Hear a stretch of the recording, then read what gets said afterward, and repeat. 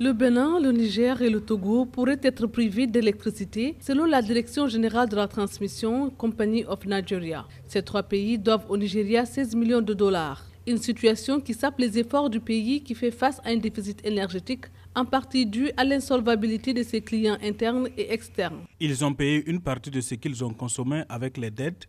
Il ne reste que 14 millions de dollars pour le Bénin et le Togo. Le Niger doit au moins 2 millions de dollars et nous ne les lâcherons pas.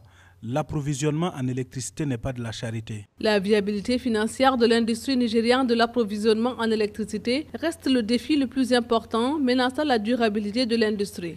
Selon l'institution, le Nigeria se bat avec une dette impayée de 69 milliards de naira, soit environ 188 millions de dollars auprès de consommateurs locaux d'électricité. Les bons comptes font les bons amis. Et si le Nigeria arrivait à retirer les 300 mégawatts, pour ces trois pays, je pense que ce serait un coup dur. Parce que si vous prenez le cas du Togo, par exemple, qui espère effectivement avoir 100% d'électrification nationale en 2030, cela voudrait dire effectivement que ces objectifs seront loin à être atteints. Donc, il est important que ces pays puissent effectivement trouver donc des voies et moyens pour pouvoir effectivement donc continuer à bénéficier de cette capacité en termes d'électrification. Dans le cadre de l'interconnexion régionale, la ligne de transport la plus importante de ce marché de 14 pays devrait être opérationnelle d'ici 2020.